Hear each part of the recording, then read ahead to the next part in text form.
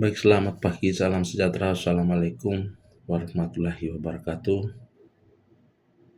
Pada tutor yang saya hormati, teman-teman mahasiswa yang saya banggakan, dalam video kali ini saya coba memberikan pandangan saya terhadap proses panjang lahirnya atau digagasnya Pancasila sebagai dasar negara bangsa Indonesia, sebagai pedoman hidup bangsa ini.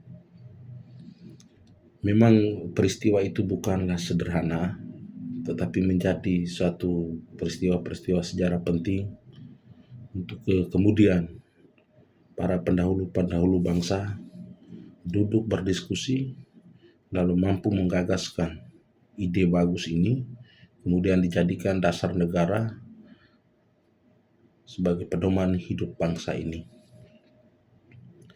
Pandangan saya terhadap proses panjang dan masa perkembangan Pancasila di masa dulu dan masa sekarang, saya berpikir bahwa generasi-generasi bangsa yang dulu jauh lebih menerapkan Pancasila itu sebagai dasar negara.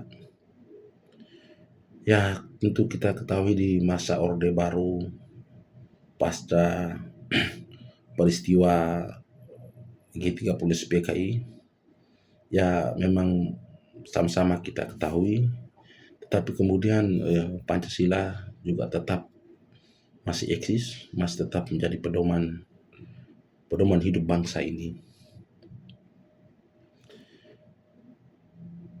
Salah satu pandangan saya bahwa pendidikan Pancasila ini untuk zaman sekarang menjadi sangat sulit.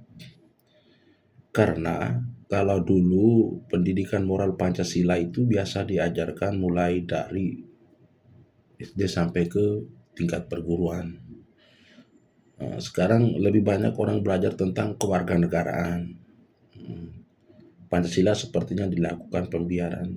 Dia hanya sebatas sebagai dasar hidup bangsa atau pedoman hidup bangsa.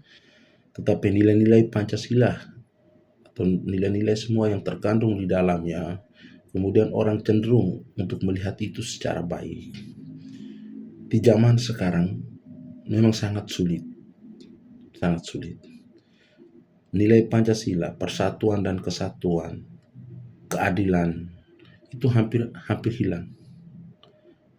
Pola penerapan Pancasila sebagai dasar negara di zaman sekarang sudah menjadi sangat sulit.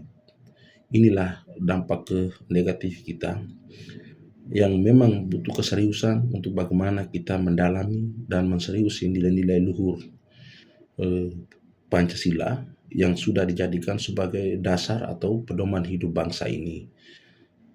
Posisi hari ini tidak mungkin kita biarkan. Kita mesti ada perbaikan pendidikan terhadap moral Pancasila ini. Kita coba mencermati kembali di masa dulu dengan masa sekarang, sehingga generasi hari ini dan kemudian ke depan tidak boleh mengabaikan bahwa Pancasila ini menjadi dasar negara bangsa untuk boleh melakukan penyelenggaraan pemerintahan di Republik ini. Terima kasih, selamat pagi, salam sejahtera, assalamualaikum warahmatullahi wabarakatuh.